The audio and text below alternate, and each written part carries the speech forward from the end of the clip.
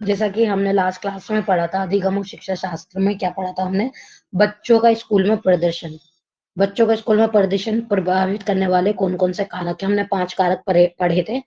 पहला वातावरण की अनुकूलता, दूसरा तत्परता की कमी, तीसरा अध्यापक की शिक्षण विधि, चौथा अभ्यास की कमी और पांचवा छात्र का शारीरिक और मानसिक स्वास्थ्य। मैंने लास्ट क्लास में इसको बहुत अच्छे से डिफाइन कर दिया था, बहुत अच्छे से आपको समझा दिया था। ठीक है, तो आज हम पढ़ेंगे शिक्षण एवं अधिगम की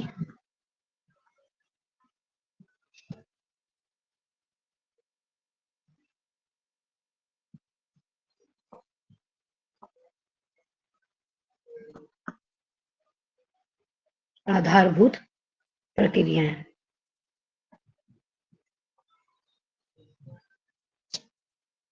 शिक्षण एवं अधिगम की आधारभूत प्रक्रियाएं, कि शिक्षण यानी टीचिंग और लर्निंग की क्या क्या प्रक्रियाएं होती हैं, वो हम पढ़ेंगे।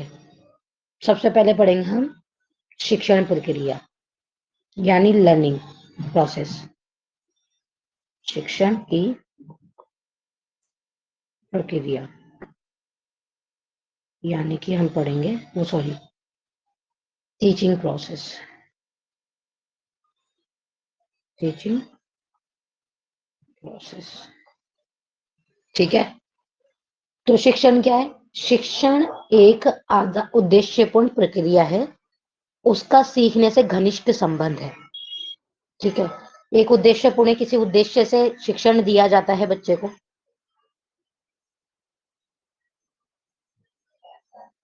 तो ये उद्देश्यपूर्ण प्रक्रिया है।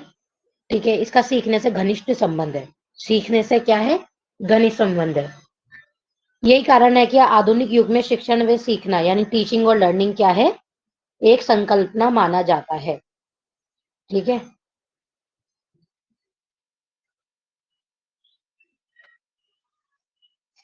अब जो शिक्षण है, शिक्षण हमारी कहाँ का है? किसी भी पाठ्य वस्तु को शिक्षक विचारहीन स्थिति से लेकर विचारपूर्ण स्थिति तक 3 स्तरों में प्रस्तुत करता है। यानी विचारहीन, बच्चे को पता नहीं, और विचारपूर्ण यानी चाहे शिक्षण का क्या काम होता है, टीचर का क्या काम होता है? जो चीज बच्चा नहीं जानता उसको जानना, उसको बताना, उसको मतलब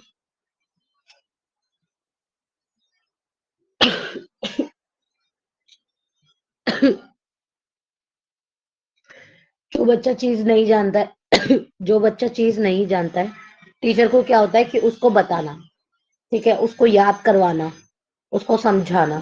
ठीक है, तो क्या क्या होते हैं, क्या क्या थॉट्स होते हैं? 3 स्तर कौन कौन से होते हैं? पहला होता है स्मृति स्तर,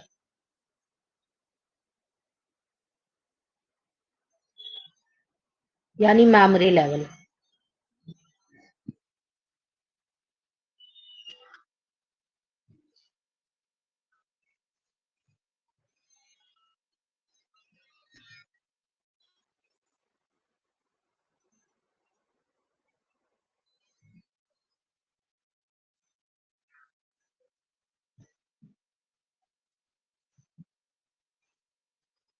सेकंड होता है बोध स्तर,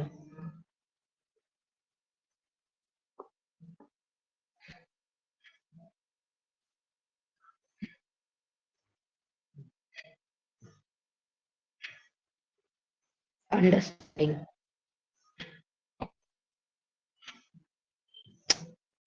या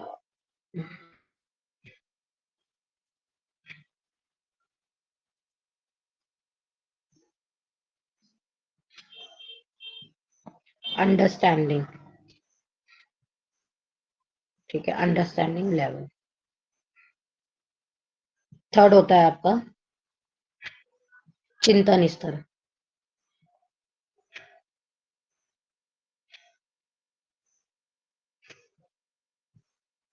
यानी रिफ्लेक्टिव लेवल या थिंकिंग लेवल।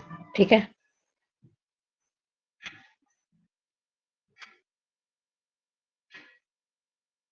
सेम ही चीज है, रिफ्लेक्टिव लेवल या थिंकिंग लेवल। तो स्मृति स्तर क्या होता है आपका? यानी स्मृति स्तर क्या है? एक शिक्षण की प्रथम अवस्था है, जब उसको कुछ नहीं, मतलब कोई विचारहीन है, उसके दिमाग में भी कुछ नहीं है, कोई विचार नहीं है, तो ये क्या है, शिक्षण की क्या है, ये टीचिंग की क्या है, प्रारंभिक अवस्था है, अभी आप कुछ नहीं जानते।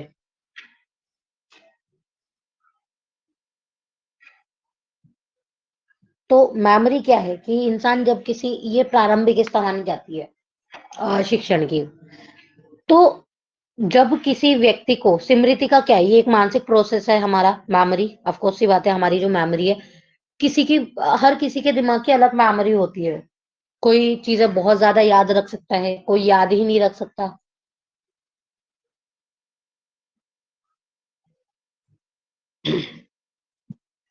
कोई बहुत ज्यादा याद रख सकता है, कोई याद ही नहीं रख सकता। तो कोई, तो ये हर किसी के दिमाग में अलग अलग होता है अपना मेमोरी, ठीक है। तो किसी ना किसी मात्रा में ये हर दिमाग में पाई जाती है। जब व्यक्ति किसी वस्तु, पदार्थ अथवा स्थान को देखता है, तो उसे वस्तु, पदार्थ अथवा स्थान की प्रतिमा अथवा चित्र उसके दिमाग में बन जाते हैं, यानी छप जाता है। हमारी मेमोरी क्या है, अभी हम ताजमहल के बारे में सोचा, आंखें बंद करो, अपने ताजमहल के बारे में सोचो, आपके दिमाग में ताजमहल की पूरी इमेज आ गई सामने। चाहे आप रियलिटी में नहीं गए हो, लेकिन आपने उसका फोटो देखा है, ठीक है।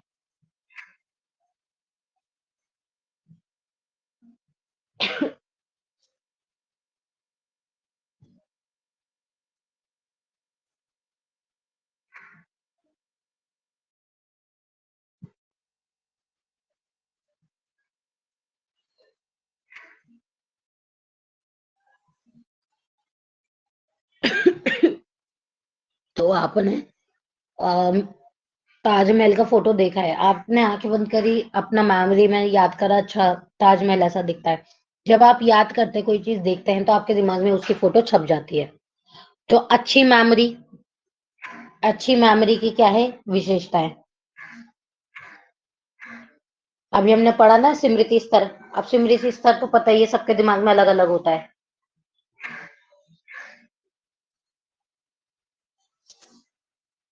यानी पुरानी बातों को याद करना ही हम क्या कहलाते हैं, कि हमारी वो मेमोरी है, यानी हमारा वो स्मृति स्तर है।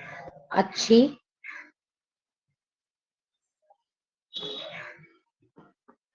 अच्छी स्मृति की विशेषताएं। अच्छी मेमोरी कौन सी होती है? पहला है शीघ्र अधिगम। शीघ्र अधिगम यानी शीघ्र, यानी फास्ट लर्निंग। फास्ट लर्निंग, ठीक है। सेकंड है आपका पुनः स्मरण, स्मरण में शीघ्रता। पुनः यानी बिफोर, ठीक है। थर्ड है आपका धारण का स्थायित्व, कि आप चीजों को कैसे धारण करने हैं, धारक का स्थायित्व, ठीक है। तो ये अच्छी विशेषता है, अच्छी स्मृति की विशेषताएं आपकी ये है तीन। शीघ्र अधिगम यानी फास्ट लर्निंग, कि कौन बच्चा कितनी फास्ट मतलब चीज को लर्न कर रहा है, ठीक है। जब आपको,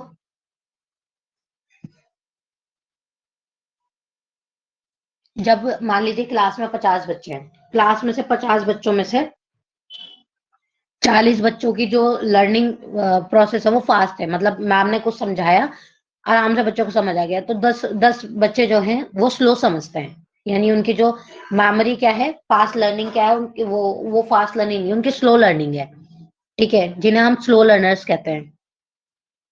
आपने बीएड कर रखा होगा तो आपने पढ़ा होगा स्लो लर्नर्स क्या होते हैं, ठीक है, जो थोड़ा स्लो चलते हैं, ठीक है। पर ये इसका मतलब ये नहीं है कि वो पढ़ाई में अच्छे नहीं होते, उनको चीजें देर से समझ आती हैं पर अच्छे से समझ आती है, ठीक है। पुण्य स्मरण में शीघ्रता,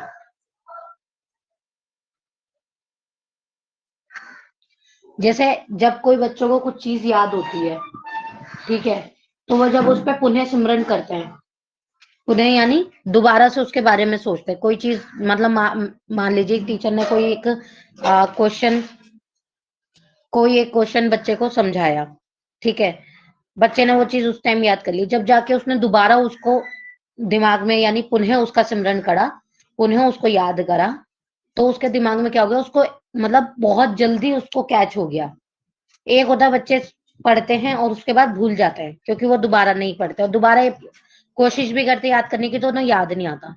बट कुछ बच्चे होते हैं जिन्हें बहुत, उनकी जो होती है ना दोबारा से अगेन इन मेमोरी, एक तो स्टोर हो गया आपके मेमोरी में जो आपने पढ़ा, उसे वापस से आप रिकंसीडर कर सकते हैं। ठीक है, तो वो बच्चे काफी उसमें तेज होते हैं।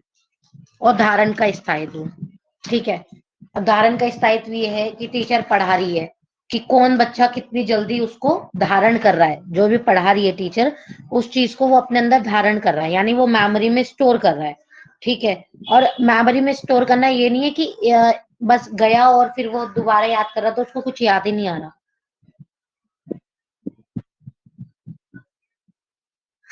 ठीक है, धारण का स्थायित्व ये होता है कि बच्चे ने धारण करा और उसके दिमाग में वो जाके रह गया। जैसे हमें बचपन से ही पता है इसको एप्पल कहते हैं, या हमें आज तक पता है ना, जब भी हम देखते हैं हम भूले तो नहीं उस चीज को, क्योंकि हमने उस चीज को धारण कर लिया। तो कुछ बच्चे ऐसे होते हैं जो स्थायित्व यानी धारण जब कुछ करते हैं तो उनके मेमोरी में वो स्टोर रह के रह जाता है।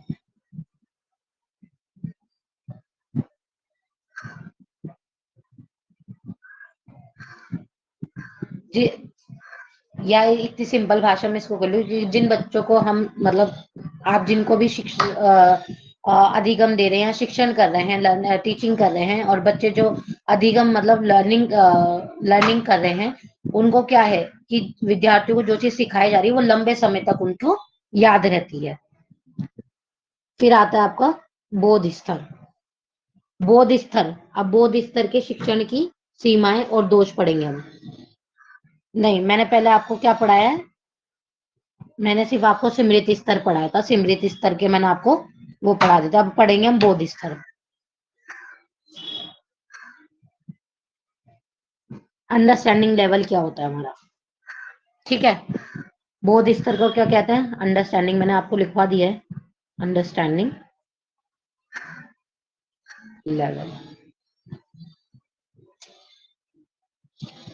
तो बोध स्तर क्या होता है कि आपका जो अंडरस्टैंडिंग लेवल है वो क्या है।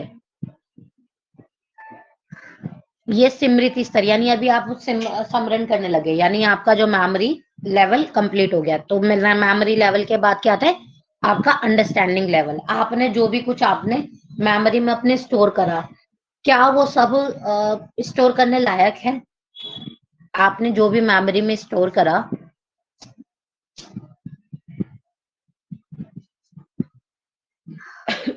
क्या वो सब मेमोरी में स्टोर करने लायक है।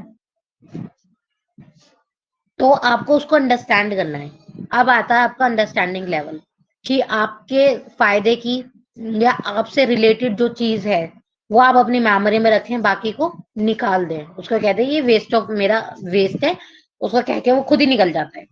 ठीक है, तो ये क्या है, ये सेकंड अवस्था है किसकी, शिक्षण की सेकंड स्तर है ये। ठीक है, बोध स्तर शिक्षण के लिए आवश्यक है कि शिक्षण पहले स्मृति स्तर पर हो चुका हो। बोध स्तर के शिक्षण में शिक्षक यह प्रयास करता है कि विद्यार्थियों के बौद्धिक व्यवहारों को विकसित करने के लिए अधिक से अधिक अवसर प्रदान किए जाएं। ठीक है, इसमें उन्हें सामान्यीकरण, सूझबूझ तथा समस्याओं को सुलझाने के लिए आवश्यक क्षमताएं विकसित हो जाती हैं। अब क्या करना है, टीचर को क्या करना है, अंडरस्टैंडिंग लेवल लेकर आना है। किसके अंदर लाना है, बच्चों के अंदर अंडरस्टैंडिंग लेवल लेकर आना है। अभी तो उन्होंने बच्चों को क्या करना है, याद करना सिखा दिया। अब बच्चों को क्या करना है, अंडरस्टैंडिंग लेवल सिखाना है। अंडरस्टैंडिंग लेवल कैसे आएगा बच्चों के अंदर, उनको सूझबूझ, ठीक है, उनको एक्टिविटीज करा के, ठीक है, उनके समझ जो उनको प्रॉब्लम दी जा रही है उनको सुलझाने का वो देकर, ठीक है, कि कैसे उनको प्रॉब्लम को उनको सॉल्व करना है। तो आपका ये आता है बोध स्तर। फिर आता है बोध स्तर के शिक्षण की सीमा या दोष। बात एक ही है, बोध स्तर के दोष, बोध स्तर के शिक्षण के दोष, शिक्षण के की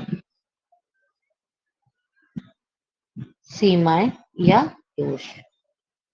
क्लियर है, तो इसमें पहला दोष क्या आता है आपका,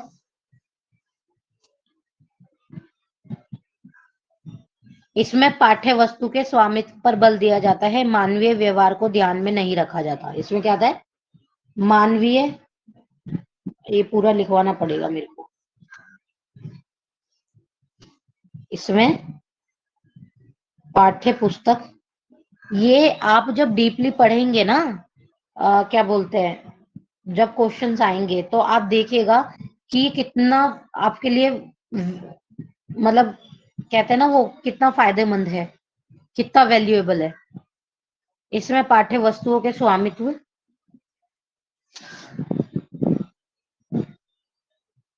पर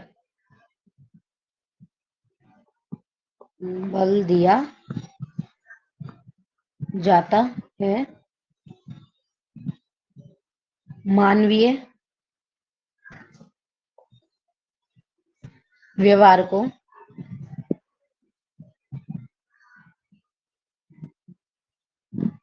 ध्यान में नहीं रखा जाता। ठीक है, क्या है इसमें पाठ्य वस्तु के स्वामित्व पर बल दिया जाता है, यानी क्या है, पाठ्य वस्तु पर ज्यादा बल दिया जाता है एज कम्पेयर टू मानवीय व्यवहार पे, कि मानवीय का क्या व्यवहार है उस पर कम बल दिया जाता है। ठीक है, इसका सेकंड पॉइंट है, पाठ्य वस्तु के स्वामित्व से विद्यार्थियों के भावात्मक तथा क्रियात्मक पक्षों का विकास न होकर ज्ञानात्मक पक्ष का ही विकास होता है। आप क्या करते हैं, आप सिर्फ पाठ्य वस्तु के बारे में ही पढ़ा रहे बच्चे को, तो क्या होगा, सिर्फ वो क्या पढ़ेगा, भावात्मक सिर्फ क्या उसका क्या विकास होगा, ज्ञानात्मक, सिर्फ उसको ज्ञान प्राप्त होगा। लेकिन जब मानवीय व्यवहार उसके साथ शामिल होता है तो क्या होता है, उसका भावनात्मक और क्रियात्मक भी विकास होता है। लेकिन यहाँ पर क्या है, जब पाठ्य वस्तु को ज्यादा स्वामित्व दिया जा रहा है यानी इंपॉर्टेंस दी जा रही है, तो उसका क्या होगा, भावात्मक और क्रियात्मक पक्षों का विकास नहीं होता। भावात्मक और तथा क्रियात्मक पक्षों का विकास नहीं होता।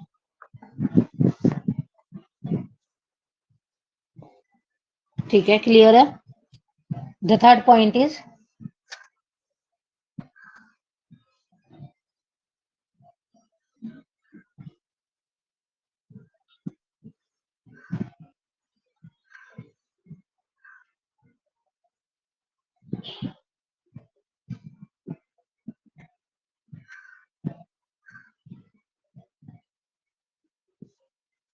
नहीं इतनी बहुत, आप यही पढ़े। ये इसकी दो मेन वो थी, दोष और सीमाएं, यानी पाठ्य पुस्तक को ज्यादा इंपॉर्टेंस दिया जाता। ठीक है, अब पढ़ेंगे हम, ये क्लियर है आपको।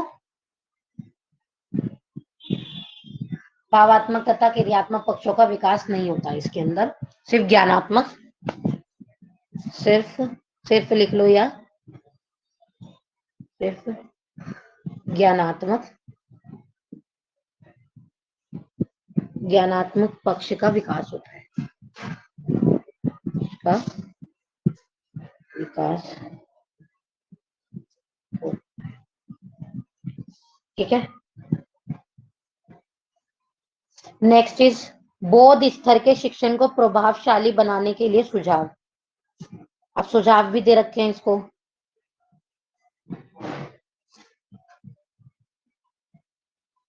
ज्ञानात्मक होता है, भावनात्मक जैसे होता है इमोशनल, क्रियात्मक है एक्टिविटी, ज्ञानात्मक नॉलेज, ज्ञानात्मक नॉलेज होता है, यानी बच्चे का नॉलेज का विकास हो रहा है, यानी नॉलेज का डेवलपमेंट हो रहा है बच्चे का, बच्चे का नॉलेज बढ़ रहा है, बच्चे का इमोशनल डेवलपमेंट और एक्टिविटी यानी क्रिएटिव डेवलपमेंट नहीं हो रहा है। ठीक है,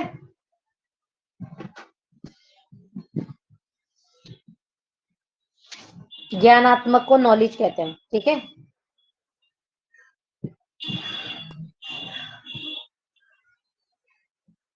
क्लियर है।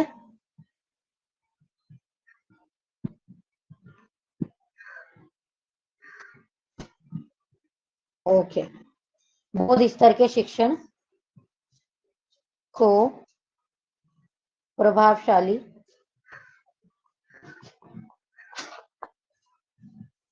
बनाने के लिए सुझाव।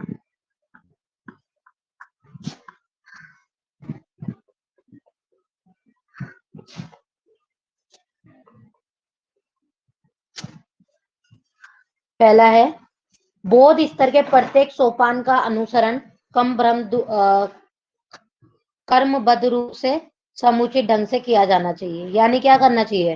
अंडरस्टैंडिंग लेवल क्या है? आपको एक अनुसरण यानी एक एक होता है ना कर्मबंध, यानी पहले ये पहले ये पहले ये, बिल्कुल स्टेप बाय स्टेप होना चाहिए, यानी कर्मबंध।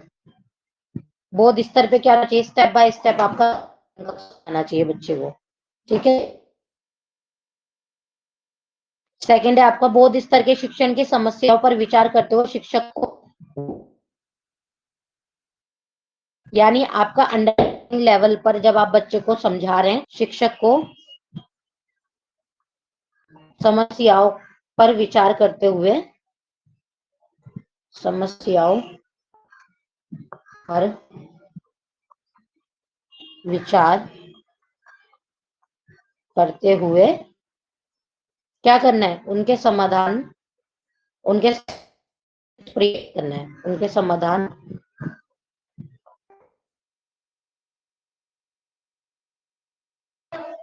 के उचित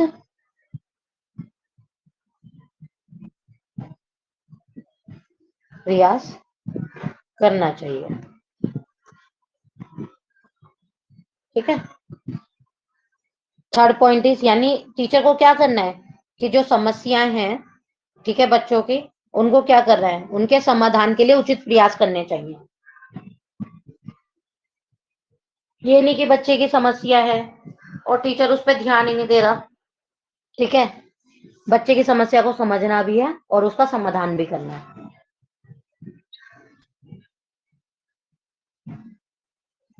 अब क्या है इसमें? क्या है? पाठ्य वस्तु, शिक्षक को क्या करना है? शिक्षक को पाठ्य वस्तु के साथ साथ, शिक्षक को पाठ्य वस्तु के साथ साथ, यानी बुक की पढ़ाई के साथ साथ, पाठ्य वस्तु के साथ साथ, बुक की पढ़ाई के साथ साथ क्या करना है?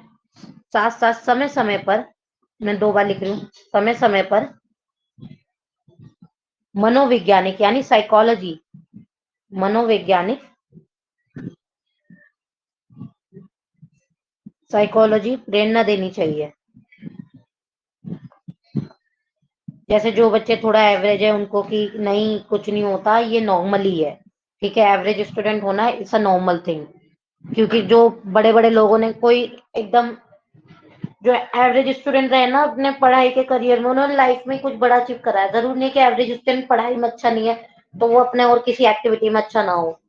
ऐसे स्टूडेंट का दूसरी एक्टिविटीज में बहुत ज्यादा वो होता है। ठीक है।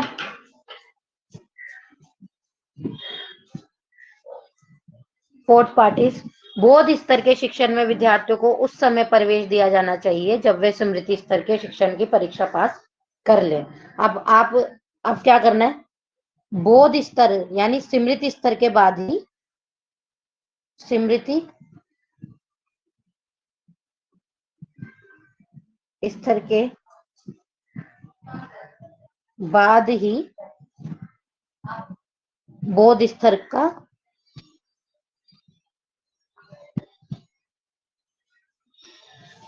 बोध स्तर में प्रवेश करवाना चाहिए।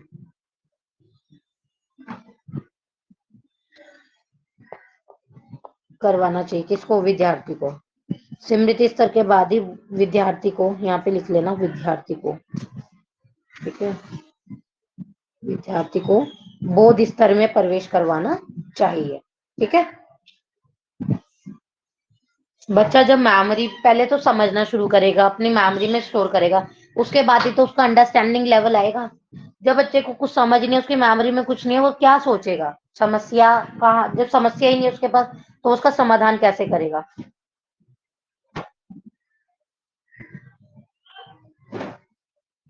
एक्चुअल में क्या है, अभी टाइमिंग इशू है। मेरी पहले 4 बजे क्लास होती थी, अराउंड 11 से 15 बच्चे होते थे क्लास में। बट अभी के बच्चे जो हैं कुछ वर्किंग है तो वो कहते हैं कि मैम हम वो देख लेते हैं, हम रिकॉर्डिंग क्लास। ठीक है। तो अभी रमजान की वजह से सुबह का 11 बजे का वक्त ले रखा है, क्योंकि बच्चों के पास वक्त नहीं है, क्योंकि शाम का वक्त फिर इफ्तार का भी होता है। तो आफ्टर रमजान चेंज करेंगे हम टाइम इसका।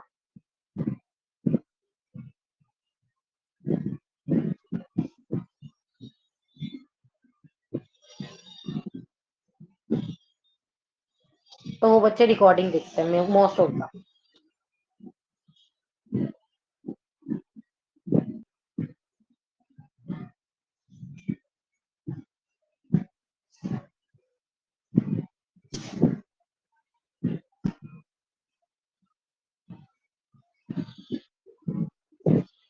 1 मिनट दीजिए।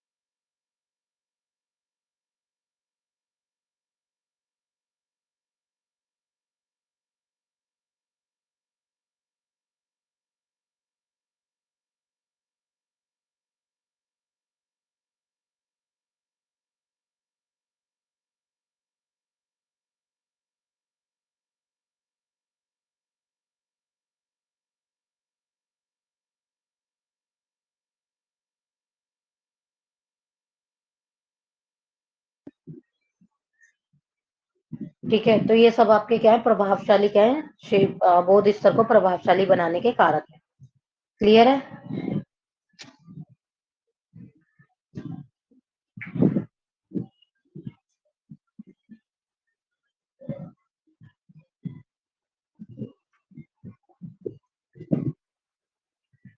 फिर है आपका चिंतन स्तर।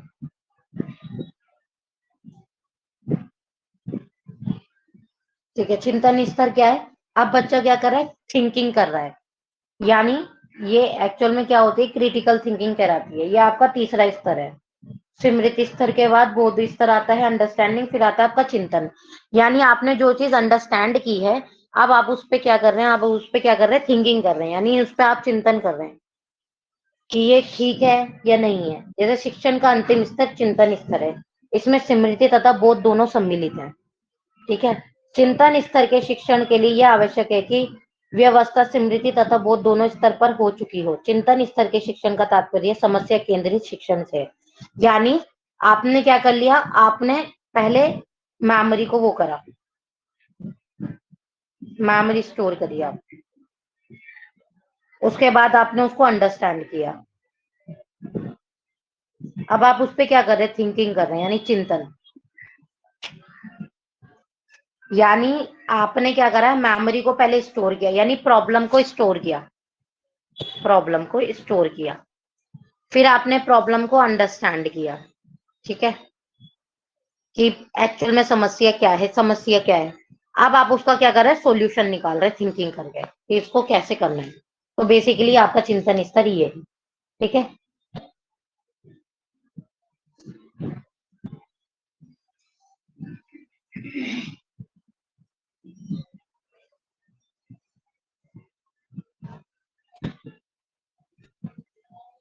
अब हम पढ़ेंगे चिंतन स्तर के शिक्षण को प्रभावशाली बनाने वाले सुझाव। चिंतन स्तर को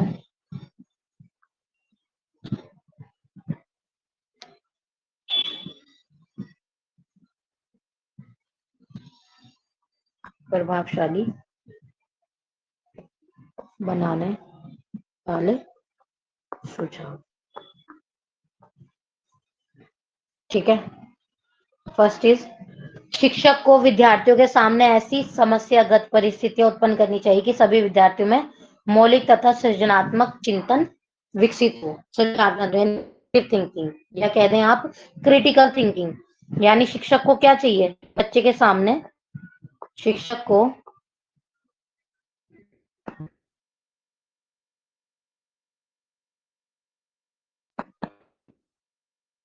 के सामने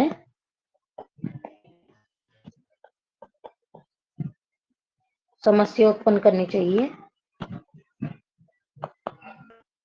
उत्पन्न करनी चाहिए जिससे बच्चे के मानसिक, जिससे बच्चे के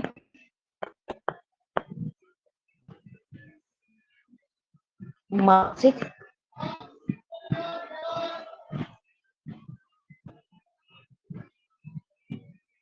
या मानसिक नहीं, ये वर्ड रहना चाहिए, जिससे क्या लिखा मैंने, जिससे समस्या उत्पन्न करनी चाहिए जिससे बच्चे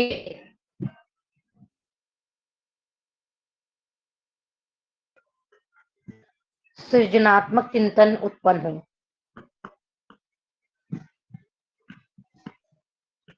चिंतन उत्पन्न हो।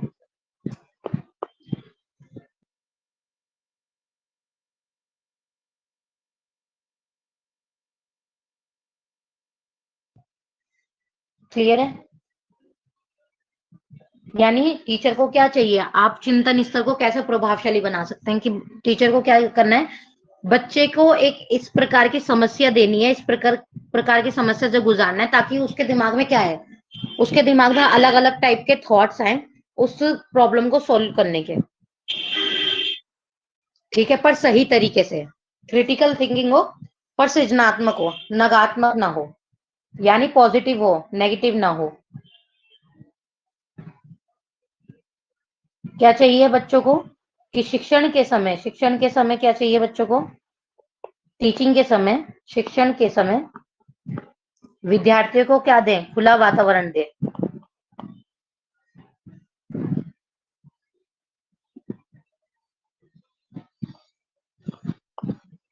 विद्यार्थियों को स्वतंत्र व खुला हुआ वातावरण दें। ठीक है, जिससे कि बच्चा क्या करेगा, वो ताकि जब आप उसको स्वतंत्र वातावरण देंगे, स्वतंत्र वातावरण का मतलब कि बच्चा जो बात अपनी कहना चाहता है वो इजीली कह सके। ठीक है, जो वो टीचर को समझाना चाहता है या कोई क्वेश्चन पुट करना चाहता है तो without any hesitation, without any किसी प्रॉब्लम के सामने वाला बच्चा टीचर से क्वेश्चन को पुट कर पाए, और कोई डिबेट करना हो तो वो उसके साथ साथ वाद विवाद भी। तो बच्चों को क्या चाहिए, एक खुला वातावरण चाहिए। थर्ड इज,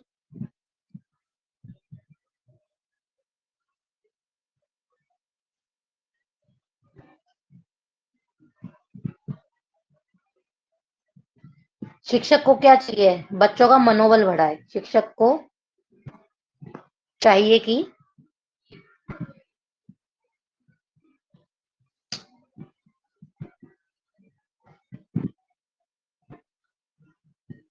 शिक्षक को चाहिए कि बच्चों का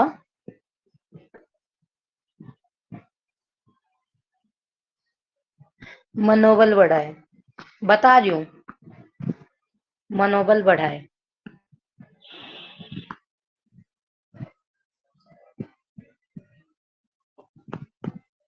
कॉन्फिडेंस, मनोबल का मतलब होता है कॉन्फिडेंस। क्लियर है? हाँ जी, मनोबल का मीनिंग होता है कॉन्फिडेंस। शिक्षक को चाहिए कि बच्चों का मनोबल बढ़ाए, कॉन्फिडेंस बढ़ाए। ठीक है, कि क्या बोलते हैं, बच्चे का अगर कॉन्फिडेंट टीचर ही मतलब डिग्रेड कर देगा, अगर मान लीजिए मैं कहूँ आपको कि आप कितना भी पढ़ाई कर ले, आप मतलब कभी कंपटीशन में, मतलब जो भी आपके कॉम्पिटिटिव एग्जाम है उसमें नहीं क्लियर कर पाएंगे, तो आप कभी भी इतना भी पढ़ाई कर लेंगे आप नहीं क्लियर कर पाएंगे। तो एक टीचर का क्या कार्य होता है कि बच्चों का मनोबल बढ़ाना। ठीक है, कि नहीं तुम कर रहे हो और मेहनत करो, तुम एक दिन कर लोगे। ठीक है, तुम एक दो बार हो सकता है तुम नाकाम रहो, लेकिन अगर तुम कंटिन्यू पढ़ाई करोगे और कंटिन्यू करोगे तो हो एक दिन आप जरूर उसमें कामयाबी पा लोगे। ठीक है, तो टीचर को एक बहुत जरूरी होता है कि बच्चे का कॉन्फिडेंस बिल्डअप करे। ठीक है, उसका कॉन्फिडेंस बढ़ाए।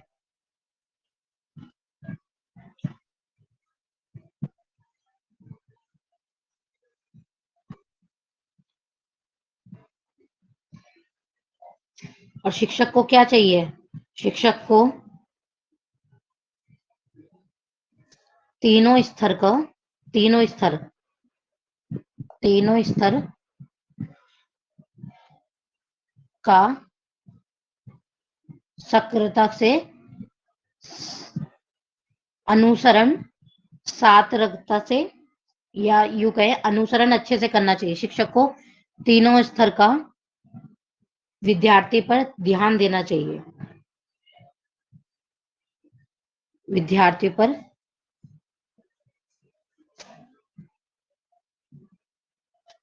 पूर्ण ध्यान देना चाहिए। पूर्ण ध्यान देना चाहिए।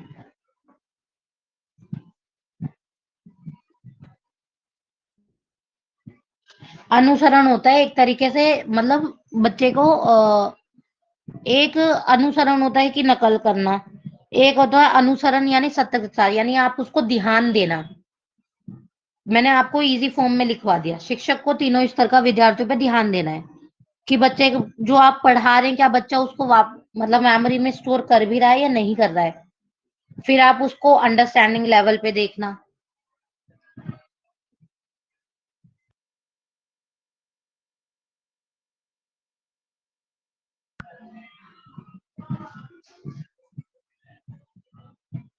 आपको मेरी वॉइस क्लियर है?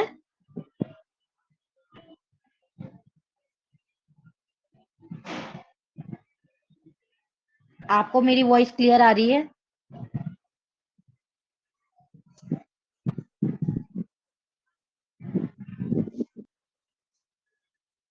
ओके।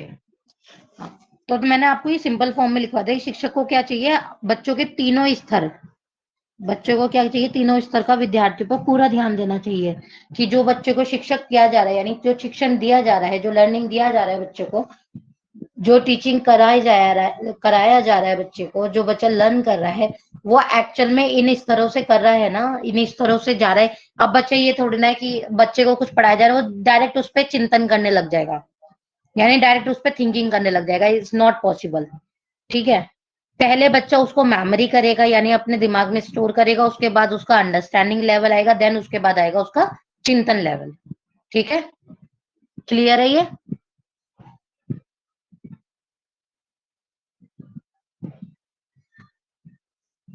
क्लियर है?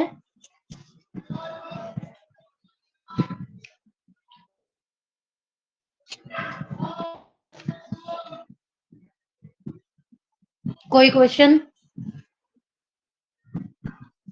कोई क्वेश्चन पूछना है आपको? आज हमने पढ़ा, लास्ट क्लास में हमने कल क्या पढ़ा था कि बच्चों के क्या बोलते हैं, अ, बच्चों का स्कूल में जो प्रदर्शन है उसको कौन कौन से प्रभावित करते हैं। वो 5 कारक हमने पढ़े थे, जो मैंने आपको स्टार्टिंग में वापस से रिकॉल करा दिए थे। आज हमने पढ़ा है शिक्षा में अधिगम की आधारभूत प्रक्रियाएं। तो आज हमने सिर्फ शिक्षण ही पढ़ा है, जिसमें हमने शिक्षण के 3 स्तर पढ़े हैं: स्मृति स्तर, बोध स्तर और चिंतन स्तर। फिर हमने स्मृति स्तर को डीपली एनालाइज करा है, फिर हमने बोध स्तर को डीपली एनालाइज करा है, फिर हमने चिंतन स्तर को भी डीपली एनालाइज किया है।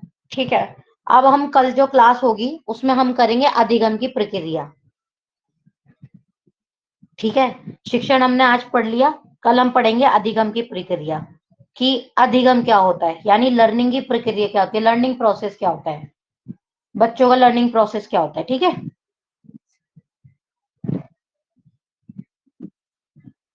मेरे गले में थोड़ी ज्यादा तकलीफ हो रही है, बहुत मुश्किल से बोला जा रहा है, तो कल करते हैं अब क्लास। ठीक है, ओके।